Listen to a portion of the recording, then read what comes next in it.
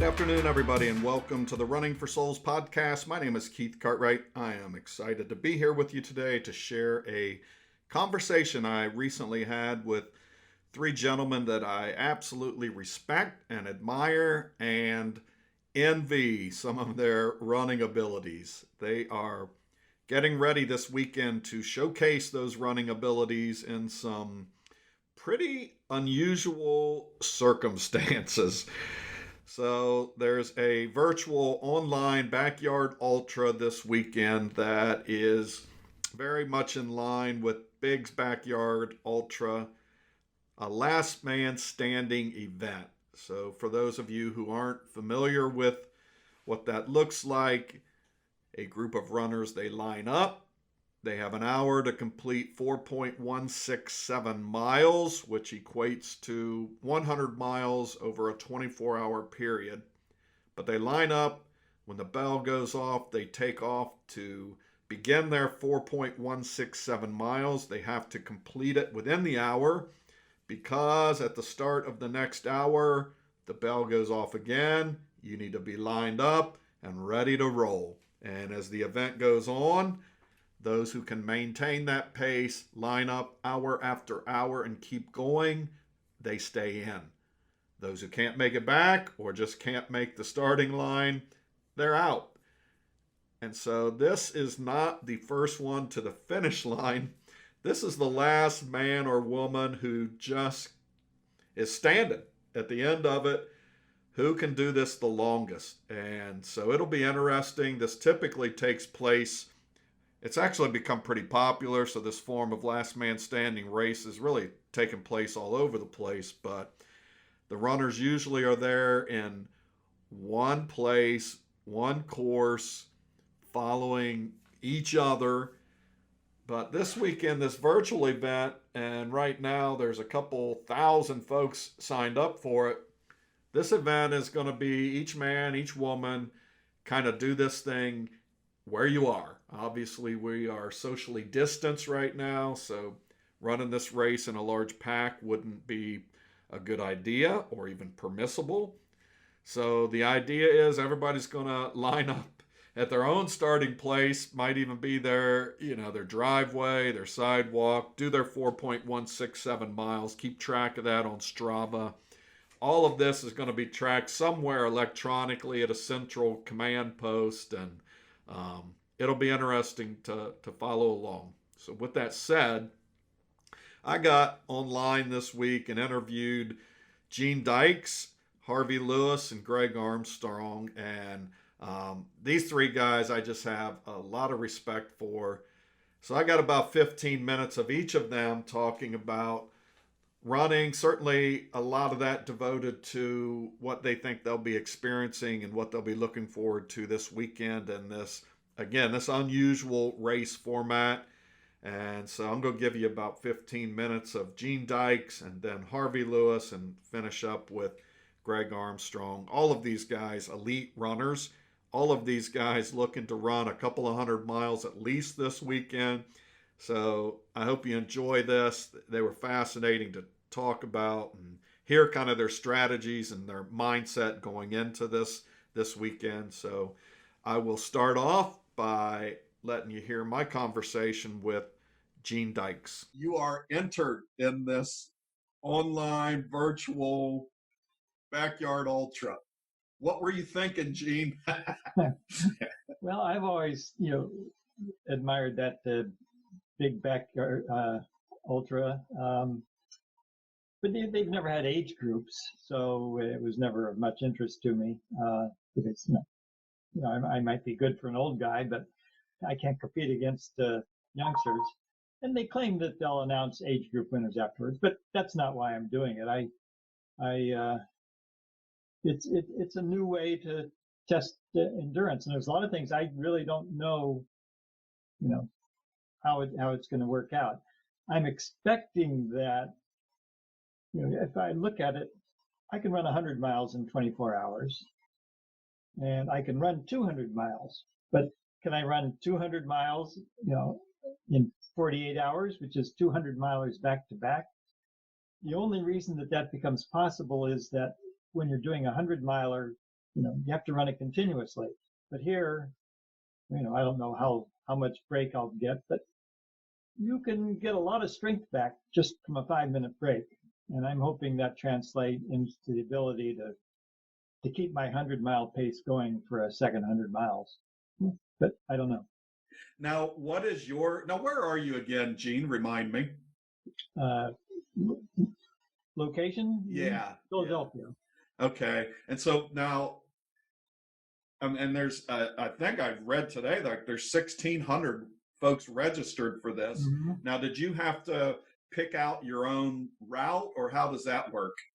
Yeah, I've mapped out a couple routes. One is sort of the place I do all my recovery runs. It's a rail trail, just a 1/4 mile from my house. So I'll run the 1/4 mile over and then going out and back on the trail, which amazingly enough, when I get back to my house, I'm within, hundredths of a mile to the exact distance needed for this thing. So that's one. The only problem is, even though it's a rail trail, it's probably the least flat rail trail in the country. It's all downhill and then all uphill coming back. It'd be about 300 or 400 feet of elevation change. So I've also mapped out one that kind of squirrels around through the neighborhood. It's flat, but you got to cross roads and run on sidewalks. I haven't decided if I'll do one, the other, or both. So I'll be making little race time decisions. So you have the freedom to mix up your routes. Mm-hmm. And so how are they tracking? What's the central sort of tracking mechanism of all these folks that are running this thing? How are they going to know Gene just ran 4.167 miles and he's still in it? Well, I haven't gotten quite the details for sure. They said they'd send those out 48 hours before the race. That would be tomorrow. But using Zoom, it sounds like they're expecting that you'll set up a camera at the start-finish line, and they'll be able to capture, that you take off when it starts and make it back before the finish of the hour. And originally, I had heard that it was you just get back and then you take a picture of your watch and upload it. So I don't know. I imagine they are mainly relying on honor system, but I'm not sure how it'll work. Yeah, I'd read somewhere where somebody questioned, well, how are you going to know if somebody's cheating? And basically, and I think it was one of the directors said, well, there's no way, but you're only cheating yourself. I mean, you're going to go out and do this thing. What do you foresee the biggest challenge in this, being this is a new format for you, this sort of last man standing? What do you foresee being the biggest challenge of it? Well, that's pretty easy. I can pretty much run forever, but sleep deprivation can be just awful. I don't have any trouble with up to 36 hours or so, but I've done several 200-mile races where you're going for 4 days, and boy, when sleep deprivation hits, it's really, really bad. And this is a race where you have to just keep on going, and you can't take an hour-and-a-half nap. So, what's a 5-minute nap going to do for me? And when it gets down to I can't even get a 5-minute nap, then it's just a matter of time until, I'd be a total zombie and unable to continue. So that's not the most fun way to enter a race, is to go into total sleep deprivation, but that's how this one's going to end. Wow. And I thought about that too, because the sleep deprivation piece, but my guess is most of the times you've been in that, you've been out in the middle of a wilderness and having to steal that hour-and-a-half nap there. Here, every hour you're going to be, within feet of your bed. So close, yet so far. Right. So the temptation just to crawl into that thing, and the mental draw of that one. Who do you have? There's an interesting thing that I'm hoping. The only way to get through this, is mentally, I think. And the important thing is somehow you have to convince yourself during the race that quitting isn't an option. That the whole rest of the world kind of drops away. And when you reach, the start-finish area, you look at your watch, say, well, I have to start again in 3 minutes. And it's not like there's a choice. It's something that the 3 minutes comes up and you take off. If there's a choice, you might not be able to make the right choice. But if you go in mentally prepared for the fact that there is no choice, then that's a big help if you can enter that state. Yeah, so have you followed Big's Backyard in the past and followed some of these guys and girls who a young woman won it last year? Have you followed this in the past? Not live, but I've been interested in the pre-analysis and the post-analysis and so on. It's it's an interesting concept. I've told people about it in races overseas, and they say, "Hey, that sounds like a great idea. Maybe we'll do that." So there's some sort of fascination about it that catches people's imagination. Yeah, it seems to be catching on. I'm actually have reached out, and I think I'm also going to have a conversation with Harvey Lewis. He's running this thing this weekend too, and he's run the the live version of it a couple of years ago. I think he finished second, and they ended up running for 50 some hours or something crazy like that. So yeah, well, I guess somebody's going to go like somewhere around 3 days. I'm trying to remember what the past winning times have been. Yeah. And at that level, are they going to be able to treat it just like bigs or not? Is the motivation going to be there? Since it's mental, and is it going to be in the back of the mind? Oh, this race doesn't really matter. I don't know. But maybe, who knows? Maybe it will. Maybe this will be the start of whoever wins this year will be known as the inaugural winner of the virtual backyard. Yeah, I think my guess is when it gets down to lower numbers, that competitive attitude's going to take over with some of those guys, and just that refusal to stop. Well, I think that the elites will know, who they're up against, and it's unfortunate, I think, but as an age grouper, I don't think I'll have access to whom I'm up against, and that would be, I'm not out there to win. I'm out there to have the fun of the chase. And if you don't know who you're chasing, it's definitely going to take some of the fun out of it for me. Yeah, well, hopefully they'll find a way to put some sort of tracking system up, because I think that would make it interesting for folks like me who are just going to be following it and not running, to be able to look up and see where a friend like you is running and where you stack up against your age group. So hopefully they'll find some way to do that. And of course, I won't have any time to check up on it. So that's what my crew can do. My wife said, anything I can do to help? I said, well, I'll be pretty self-sufficient. I'll have all my food and clothes and everything. Of course, the start-finish line is my house, so I can rush in and get something.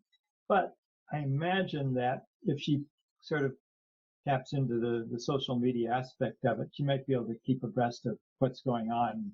That would be useful to know every once in a while. Yeah, so I know the last time we talked, you said your wife is very accepting that you go do this. She's not a runner herself. What has she had to say about this event you're taking on this weekend, in and out of the house every hour, and kind of trying? She's going to see it live and in person. What's going on? Yeah, well, I think every time I come back, she'll say, wash your hands. Right. Where have you been, Gene? Who have you touched? Who have you had contact with? Wash your hands. That's great. Do you have any sort of target in mind? You've said, I know I can do 100 miles. Maybe I could do 200 miles. Do you have a personal sort of goal in mind? Well, 100 miles ought to be easy. 150 miles would be a solid effort. 200 is, kind of the goal that's out there. So quick math would tell me that 200, we would be talking 50 hours. 48. 48 hours. That's why the odd number, 4.167, that's exactly 1/24 of 100 miles. Got ya. So everybody's going to be running 100 miles a day. in this race if they keep going. So what I'm really hoping is that nothing bad happens, because all it takes is one lap that you screw up. Like, I don't know, I hate to speculate publicly on what could keep you from getting back to the start line. Right. But you can dream up some scenarios, I'm sure, and that would be unfortunate to kind of get forced out of the race for an unforeseen circumstance. But yeah, I'm interested to see how I respond. Something new. I imagine that'll be enough to keep me going for a while. Yeah, have you got any sort of pre-race jitters or any of that, or you're just gonna rest a couple of days and get ready to go? I never have pre-race jitters, I guess. Probably never since my first race. The starting gun approaches and off I go. The magic of the starting gun is what I call it. Sometimes you think, oh, I just can't possibly do this, but as soon as the gun goes off, it's totally different. You can do things after the gun that you couldn't possibly do beforehand. But that's an interesting element of this race, because I've thought about that, because I've experienced the same thing. It's like, so it's hard for me some days to line up and start when it's time to start. But then once I kind of get going, you get into it a little bit. But you have to do this. You got to face that starting line once an hour. Like, so once an hour, you have to talk yourself back into this thing. How many times can you psych yourself up? I'm expecting that the first time I know I'm close to the cut, that I'm expecting a surge of adrenaline.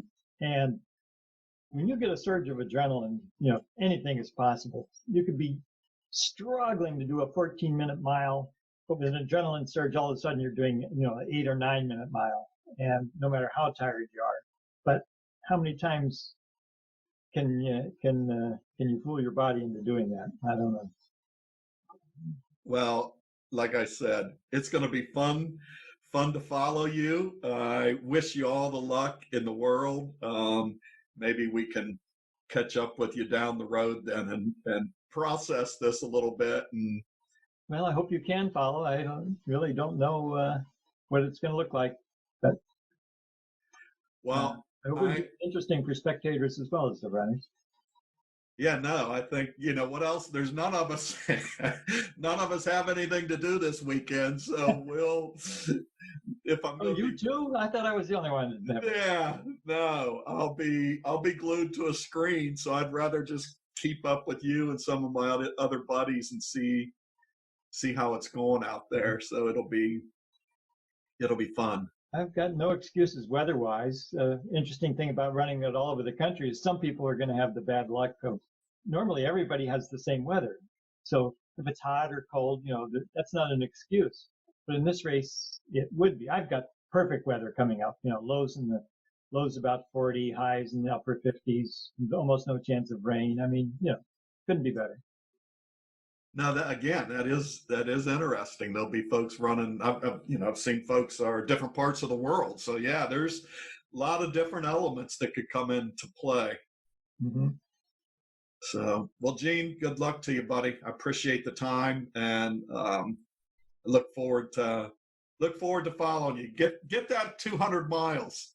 All right. Well, next time you get an urge to talk about running, you know whom to call. I love talking to you. You are an inspiration to me, so I appreciate it very much. Okay. Great talking to you. Hey, have a good day, Gene. Bye now. Well, I sure appreciate Gene Dykes giving me some time, and what an inspiration that guy is.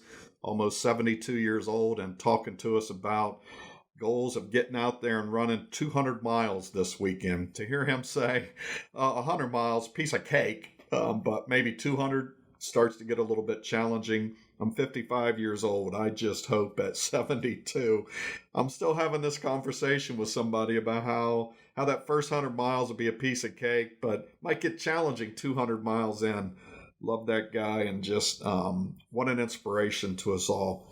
So my next conversation then, I'm going to turn over to Harvey Lewis. Harvey's the 2014 Badwater champion, and if you follow Harvey Lewis, this guy has tackled some really amazing endurance races, including back in 2017 ran, 50 some hours at the actual Biggs Backyard Ultra. So he's familiar with this event. He's familiar with this last man standing, and I have a feeling he'll be putting in a big effort this weekend. So let me turn you over to my conversation with Harvey Lewis. I want to welcome Harvey Lewis here. Harvey's the 2014 Badwater champ. And for me, in the context of this conversation, I think one of the most interesting virtual spectator experiences I've ever had was the 2017 Big Dog Backyard Ultra, where it was you and, I'll butcher the name, Jalome Kalmetz, I think is his name.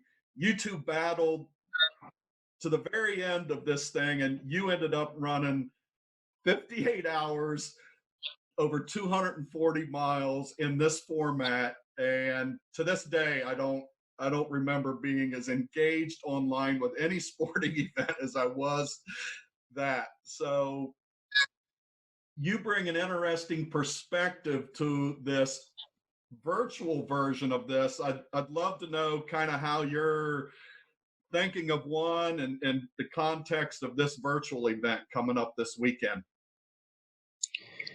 Well, that was a really neat, amazing experience. I think back some of the moments in life, like that was one that going into the race, I had a mindset of being determined. And honestly, I thought I was going to be the final runner. The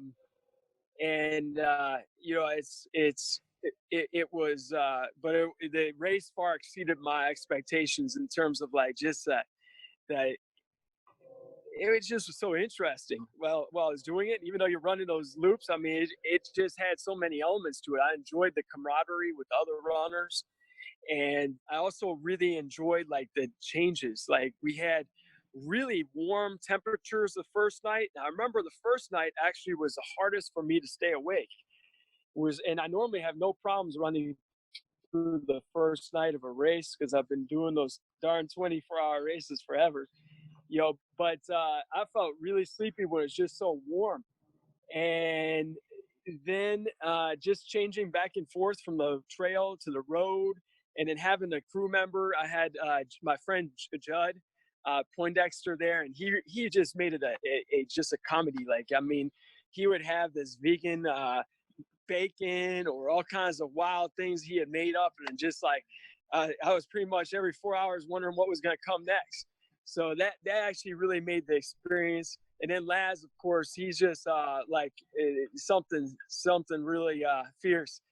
Just hearing his engagement with everyone lap after lap. I mean, it's like you're like right there, and you get to see the one of the best characters ever, like in his art, like right there. So seeing that for this backyard is really exciting because we have Laz, who's going to be commentating, although he doesn't have to. Maybe he can get longer naps in between. But I don't think that guy, he gets going. It's hard to slow him down.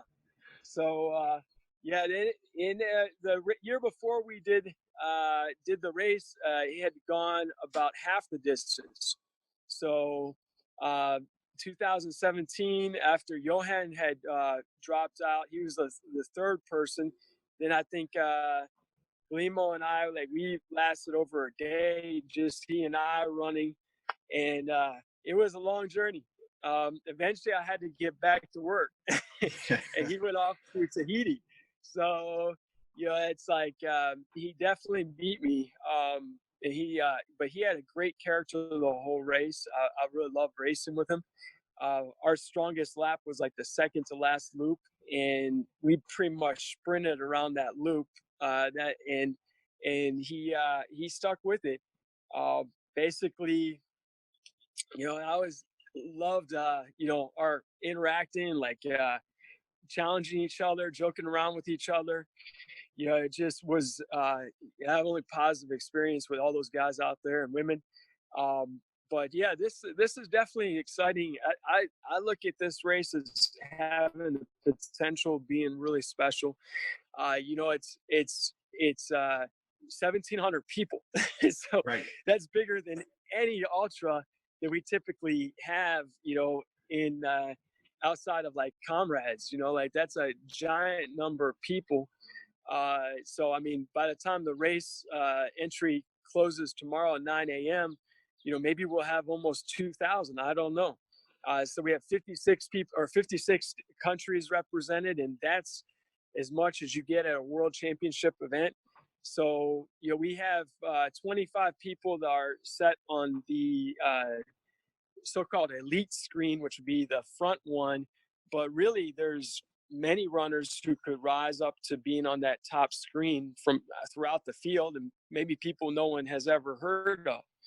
So there's a lot of challenges with the race. The first one that concerned me probably the most was documenting all the miles we run. So, if you cannot document it with Strava, then you could run as far as you want, but it's not going to be considered legitimate in terms of this competition.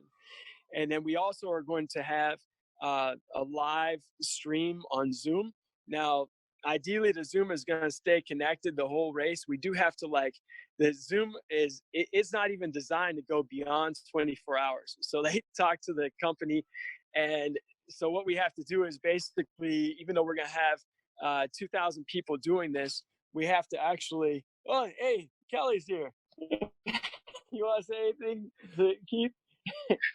She's checking out the terrain. This is our backyard platform here. Honey? Yeah. Anything to say? No. Hey, Keith. Hey, Kelly. Hey. So is Kelly registered too, or is she going to be crewing you?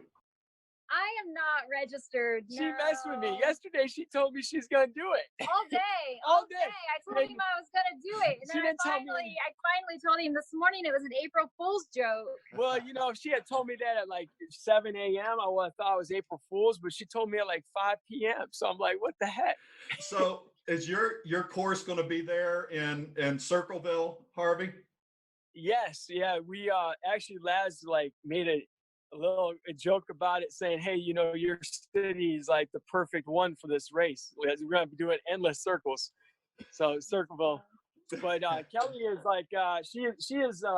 she's not really signed up to be full crew on here, but she's agreed to throw me some food occasionally out the door. So one thing I'm curious about with this elite group, Harvey, and you referenced 2017, how you and Guillaume just brought the best out of each other. And you just talked a minute ago how you, in running, you had guys you joked with and kind of kept each other up. Obviously, that's not going to be the case in this one. So how do you push yourself? How do you personally, because I know you're in this thing to win it. So how do you push yourself without seeing the competition and not kind of having that back and forth with them? That's a good question. What do you think, honey? That's a good question. Go on. Where are you going? I need to shop. So, honestly, that's one of the challenges as well. Cause technology is one of the big challenges. The other one is you're out here at 2 a.m. and there's nobody out here in this town. And so, everyone is asleep except for the coyotes. And, you gotta really start to visualize where you are. Even though you are here, everyone's moving. Yeah. So you have to keep that visualization that even though you're here and you're by yourself, you're not alone. There's other people out there. And then we're also going to be hooked into our live feed with the Zoom. So I'm planning to set my computer up right here and basically out this window. So the only problem is that I won't get audio.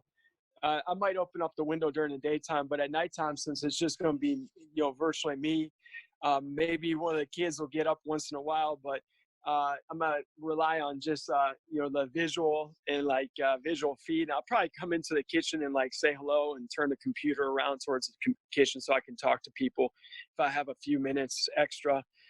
But the other big challenge in this race is the sleep deprivation. So it's really unusual for humans to sleep for 10 minutes or 15 minutes and then get back up and repeat that. So, that's a challenge, figuring out how you can make yourself sleep for 10 minutes and then to wake yourself up. Normally in a race, you have Backyard Ultra, you have your crew member who's on or 24/7. So like Judd, he will make sure I get up. Kelly's going to be sleeping through the night, I believe. So like, I think I have to like lay down, and then I need to wake myself up with my phone. Or maybe I'll get another like alarm too, but that's going to be challenging when you're really tired. So I don't know how many days we go into this. It's going to get more and more difficult to like lay down for 10 minutes and get yourself back up. You know, like that'll be tough for everyone. I remember an interview you did in Cincinnati after the 2017 race where you talked about late in there where you were taking a nap while you were running, you were hallucinating. So this thing can get pretty interesting as the days roll on. Yes, it's definitely like a Voyager 1 experience. You know, this is like pushing into new domains and new territory that I've never seen before. So I'm hoping to run the furthest I've ever run in my life, and hoping to push my personal like boundaries, and hopefully we can do this in a way that is positive and inspiring to people during the challenges that everyone's facing with the COVID-19. Yeah, I'd like to, be sensitive to your time and finish up here, but I did want to ask you about that because you are a big runner, but also you believe in eating healthy. You're a big fan of taking care of the earth. And in this challenge, I've seen a lot of people start to experiment with some things, running being one of them, getting out in nature a little bit more. So for folks that are, because all the gyms are closed, a lot of their normal fitness routines have been closed. So a lot of people are experimenting with this running thing. Any advice you'd give to folks coming from a guy who's, planning to run over 250 miles this weekend? Any advice on folks just starting out in this thing? Definitely, I would say, getting out, use this opportunity as a possibility, an opportunity to grow. It's to get out and walk or to run if you're allowed to in your like territory, wherever you are in the world. I mean, that's really so good for our bodies to have like some sort of daily physical activity. So get out and maybe make it a mile. Like I've done these run streak challenges with people, and like our dog Carly is on day 18. So, like some days we only run 1 mile, but like today she ran 6 miles, like she was a bat out of hell, Yeah. And like, so it's on her what she wants to do. But doing that 1 mile a day, like walking or running, is really nice to like clear your mind and help you to focus on your routine and what you got going on. And eating, experimenting like with some options. One thing is people probably will be eating less fast food out, and maybe you have an opportunity to cook more food at home, which is good. So it's also an opportunity. We have a little more time for many of us, so maybe like looking up some opportunities for plant-based meal would be really nice, even if it's just a few days a week or more. In terms of viruses and in terms of like some of the things that are happening, like the factory farming, the eating wild animals. I mean, those things could be diminished tremendously if our society moved more towards eating more plant-based foods. So it's something I think about when we start talking about healthcare in this country and around the world. I really start thinking about that. We'll see how I do against the rest of the competition, running off of plant-based nutrition, and see how that works out. No, you've debunked the myth that you can't do great athletic things without eating meat. So I've been inspired by you. I wish you luck this weekend, my friend. I saw your Instagram post a minute ago where you teased us that it's 250 miles between Cleveland and Cincinnati. So we started to get a little taste of your mindset and goals going into this. So I look forward to following this. We just have to see how many times we have to run back and forth between the two. That's right. That's right. That's right. You get there and turn around and come back home. That's right. I appreciate all the positive energy, Keith. I feel it, and I really appreciate that. And we'll look forward to having you, following along and being a part of the journey. Going to be rooting you on, buddy. Have a I great. look forward to hearing about Gene and Greg, and also Tracy. Tracy, he'll be putting a lot of miles himself for sure.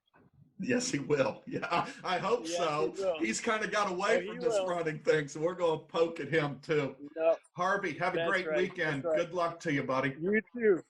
Thanks so much. See you, I'll man. see you later. Bye, Yeah. everybody.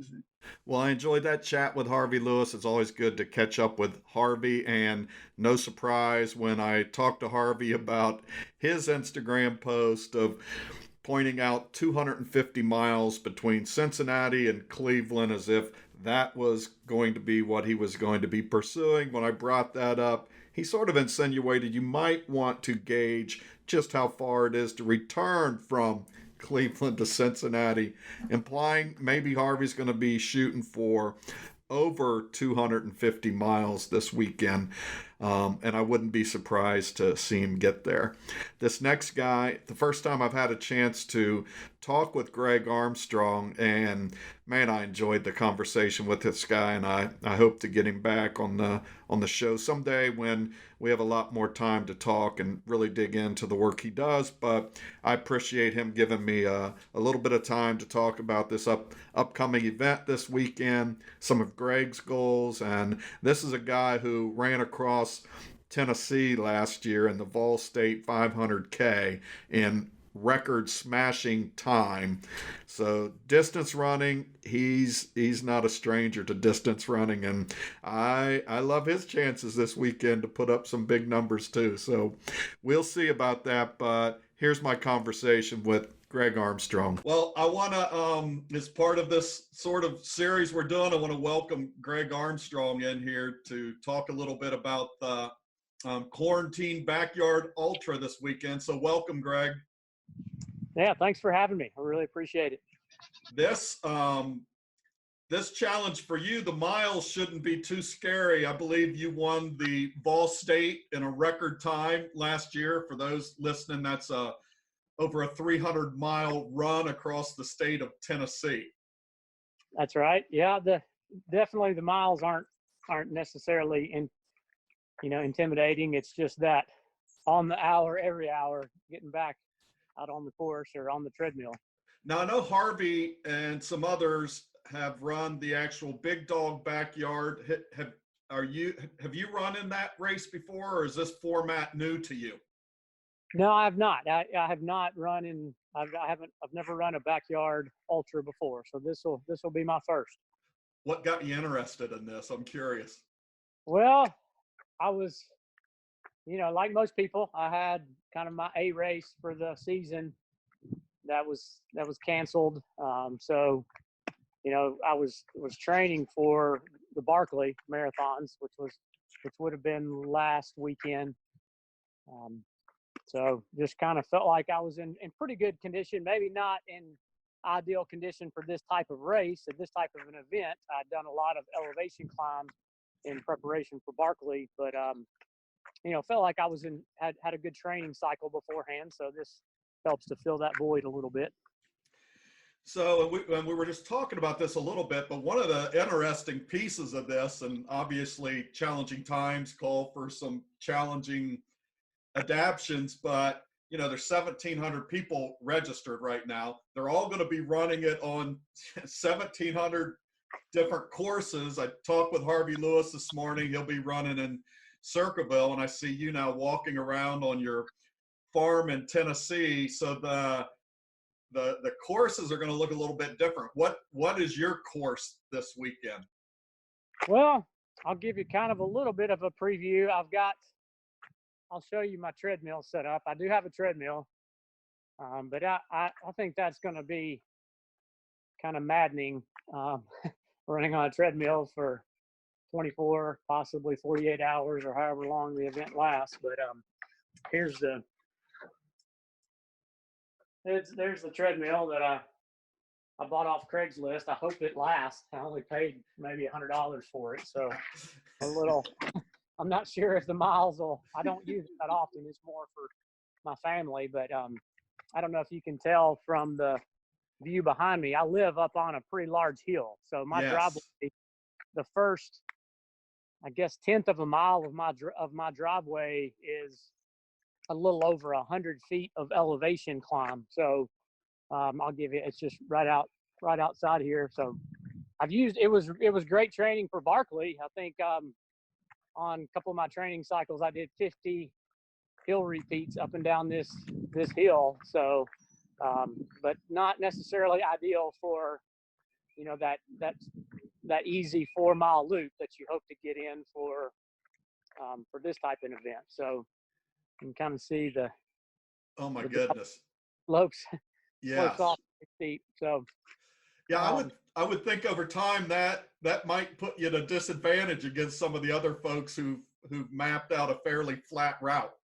yeah, and I thought about it. I have a friend that's just a few miles down the road that they're actually in their second home in Florida. They have a runway in their backyard that's a half a mile long. I thought about going there, but I just the logistics of it, and I guess the spirit of the event is doing it from your own backyard. So I guess I'll just hang around, you know, stay here at our little, you know, our place here on the hill. So. You know, one of the things I'm curious with you, and I asked Harvey this morning, there's a group of you kind of on that front page, the elite runners, which you all clearly are. But I asked Harvey, a lot of times you're running against somebody else. They're right there. That sort of fuels your adrenaline to keep going. How do you deal with that this weekend when it's all virtual and you've got a treadmill set up if you're on that thing? How does that competitive nature piece kick in for you? Yeah, I think that's a really good question. I think for different athletes, it's going to be more of a factor. You know, for me, I guess, you know, and to be completely honest, that's one reason the backyard events have not always really appealed to me, because I'm more of a, I guess, you know, intrinsic motivating runner. I like to set my own goals, and they're somewhat independent of the rest of the competition. And then obviously, you know, a backyard event is you know, it's totally dependent on your competition. Events like Ball State, you know, there was one year at Ball State, I didn't see another runner for 314 miles. And unless I got out my phone and, you know, was able to kind of see where the other runners had checked in, I didn't really know where my competition was. But I had my own specific goals in mind. So for me, I'm going to approach it more of a just make personal goals. And then once I reach my personal goal, at that point, maybe hopefully there'll be a few people left that competitive spirit will kick in. Have you thought about a big goal in this? Have you know, thought about what might be a great race for Greg in this sort of a format? Oh, sure. Yeah, I think you know, I think most runners, you know, at least especially those on the elite, if they say they don't have a goal, you know, they're probably not being totally forthcoming. I think that's part of ultra marathon is you making good goals for yourself. I would like to. I feel like I have the ability to make it 3 days. You know, obviously there's a lot of variables that come into that. You know, that's not necessarily a prediction, you know, as Right. it is, if it is as a goal. I think that's a relatively lofty goal for me, but I also think it's attainable. I guess one of my biggest fears is not necessarily the body breaking down, but you know, oversleeping a little nap. You know, because my wife and my daughters are here, but I'm not going to expect them to crew for me, you know, around the clock 24/7. So I'm pretty much self-crewed.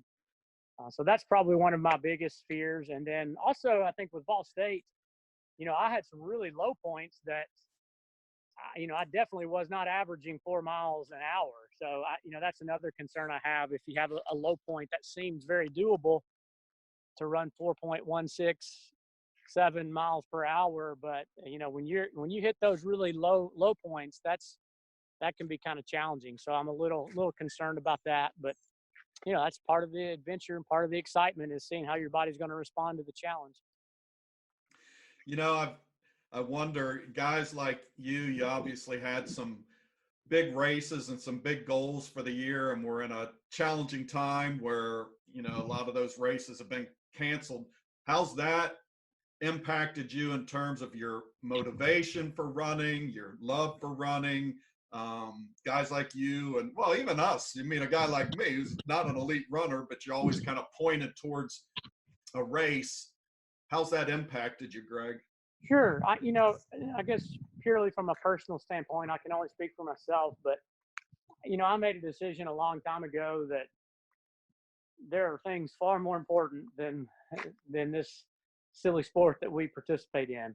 Although I spend an incredible amount of time and energy, preparing my body for these events, as a person of faith and as a person of, that is really trying to be more of a, always try to be more of a contributor to the world in which I live in instead of a consumer of it. This race this weekend and all these races that we participate in that's not what's most important. And I hopefully, I actually had a few thoughts that, is it appropriate for us to run? Is it appropriate timing for us to do this event? But I guess my mind and my thoughts for the event this weekend is to utilize, some time in deep meditation for, thinking and praying for the individuals that are on the front lines of this crisis in our country right now. Yeah, it was obviously personally, it was a little disappointing not to be able to test myself at Barkley this year, but and there's so many more important things going on in the world than some of our own personal goals that we have right now. Yeah, and I know you, a little bit familiar with some of the work you do running the Run for Water, your organization. So running has always been about something bigger, and I like to try to make it about something bigger for myself as well. Tell us a little bit about, if you got a minute, what your organization Run for Water is all about. Sure. Run for Water is just basically me trying to combine the two passions that I have, or two of the passions I have in this world together. I've always enjoyed running. I've always enjoyed testing my physical limits. And then, the water crisis in our world. So Run for Water is just a way for me to use running as a platform to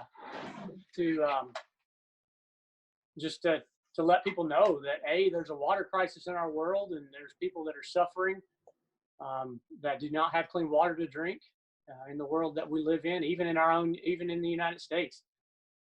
But also using, maybe the talents and the gifts and the resources that I have to try to provide solutions for that water crisis.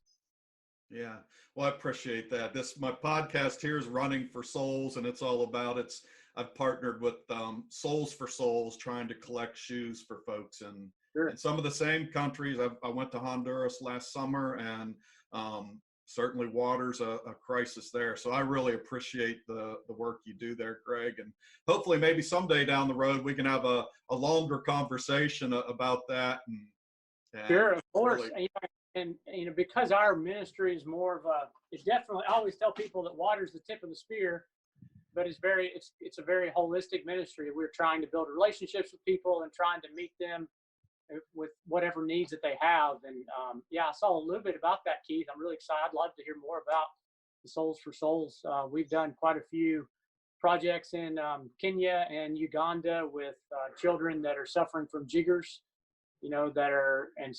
because they don't have shoes to wear. And right. There's a leper colony in Uganda that when I was there visiting this leper colony, we repaired a well that they had, and we were asking some of those that are suffering from leprosy, what are their biggest problems? They said proper footwear. And I looked down at my Teva sandals with the adjustable straps, and then I looked at their kind of misshapen feet and some of the club feet that they had because of the damages of the disease of leprosy. And I was able to take off my shoes, and they adjust them to fit their feet. As soon as I got home, I wrote Teva, the organization. They donated 70 pairs of sandals that we took back the next year. So, again, not to get off track, but I'd love to talk to you more about your organization. I think there's Yeah. Great you're doing. Yeah, no, and in Honduras, I mean, it was eye-opening for me. On one hand, it was, it was a real blessing to be able to give folks shoes and see the reaction to just getting a simple $2 or $3 pair of shoes. But then on the other hand, to come back in a place where we have plenty, it really opens your eyes to, I've said since then many times that I just wish we should all have at least a common starting line. I'm not saying the finish line needs to equal out, but could we all at least start with shoes and water and food and health? But yeah, we could, someday I want to get you and we could probably have a much longer conversation. But I do want to ask you one more thing, and it really feeds into something you said a minute ago about being a little bit conflicted about whether we should even run this weekend. And I talked with Harvey about this, and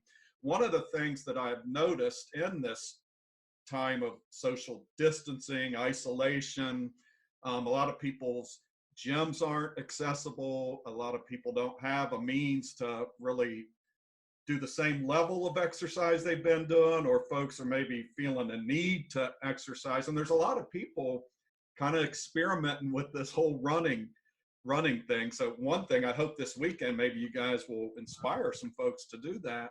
But any words of encouragement you might have for somebody who's sort of toying with this running thing, and maybe look at guys like you all who are going to run 100, 200, maybe 300 miles and say that's a little daunting.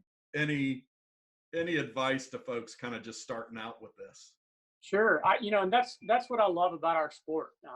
I'm a cross country coach at the high school that I teach at, and what I truly love about the sport of running and even ultra running is it is very intrinsically motivated. Obviously, there's times that you're competing, and iron sharpens iron, and that there's an element to that. But there's, at least in my opinion, there's no other sport where you can set clear and define goals for yourself, and you can pursue those goals. And it doesn't require a gym. It doesn't necessarily require a lot of fancy equipment. I run in $55 Tiva sandals. That's probably about the most expensive equipment that I have. And so I guess, I don't know if it's, words of encouragement is, I would just encourage people to set some goals for themselves. And there's so many different things that you can do, even in quarantine at your house to stay fit, whether it's, I made a goal at the beginning of the year to do 100 push-ups every day for the year. I'll probably have to, during this race, maybe do 200, on a day next week to kind of make up for it. But that's my goal, is to do, on average 100 push-ups every day for 2020. So, I think that's what's great about our sport, is you can make very personal goals. And hopefully this weekend will be, that was what my goal is to be, is maybe to be entertaining to people. I mean, we're going to have Lazarus Lake giving the commentary on the event. That's fun. That should be fun. And also maybe inspiring to others to get moving and get out and to better themselves.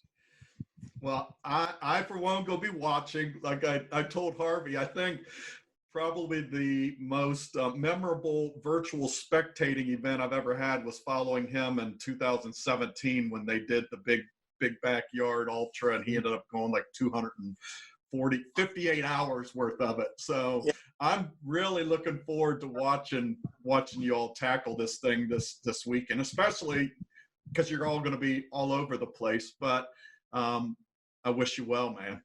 Thank you, Keith. I appreciate it. Well, hey, everybody. I hope you enjoyed those conversations with three very elite runners in their own rights. And I hope you'll find some time this weekend to follow them around. I'll share a link here where I post this, where I hope you can find some online tracking. Not many other sports taking place this weekend. So for me, it's kind of nice to get something to get a little enthused about, follow along. And these three guys, I'll particularly be interested in seeing just how far they can go. I think they they have some big lofty goals, and it'll be fun to watch and see. And, every time I listen in and follow along some of these guys tackling some crazy things, I get it in my own mind to tackle some crazy things. That doesn't always work out well for me, but it's fun to be inspired. It's fun to, through these guys, start to imagine exactly what is this body capable of, and they kind of lead the way in that. We'll see this weekend. And again, there's 2,000 runners from around the world who are going to be involved in this, and probably some tackling an event like this for the very first time. So it'll be fun. It'll be good to follow along and then read some of the recaps as they come in, and hopefully we'll get to, in the weeks to come, maybe share some stories of folks who went out there and did it, and kind of talk to us about what that experience was like. Anyhow, I hope you all have a great weekend.